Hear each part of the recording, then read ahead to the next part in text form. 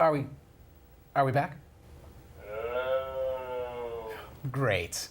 Welcome back to the Crypt of the Public Domain. Today, we're taking a look at the birth of the modern zombie film. We just watched White Zombie with Bela Lugosi, a true horror legend. He definitely looked familiar. Wasn't he Dracula? He was, Karen.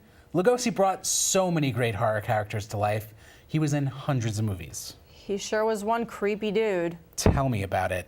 And he was never able to break into any other roles outside of horror. Talk about being typecast. Well, our next movie features another horror icon, Vincent Price.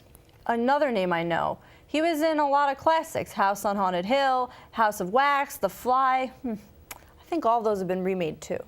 You're right, Karen, they have. The stories are all so good that how could they not be retold? But our next film, starring Price, was one of the key inspirations for Night of the Living Dead and is one of the most retold stories in all of horror. Here it is. The Last Man on Earth. Would I know any of the remakes? I'd be surprised if you didn't. It's been retold as The Omega Man, which has some remakes itself.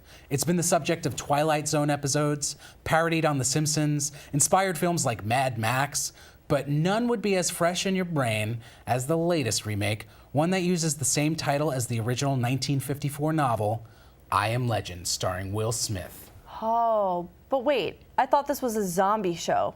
Weren't those CGI monsters chasing the Fresh Prince around post-apocalyptic Manhattan vampires? Actually, I'd say they were somewhere in between. If we're talking about the original 1964 version, you'll see they have a ton of characteristics of the modern-day zombie. They're dead and reanimated, they shuffle around and they seek out the living. These creatures were one of the main influences on Romero when he was concocting Night of the Living Dead. They do, however, have some characteristics of vampires. For instance, they have an aversion to garlic and mirrors, and unlike the modern zombie who needs to be killed by destroying the brain, these need to be killed with a stake through the heart, like a vampire. Well, they definitely look like zombies. You'll see, they're definitely more zombie than vampire. They're certainly not as suave as Dracula, and they've got the motor skills of a drunk 2-year-old. Well, okay, when you put it that way, I can't resist watching. I'm sure they're still more menacing than the computer graphics used in the remake. Fire it up. Okay, and for you viewers out there, the last man on Earth is not alone.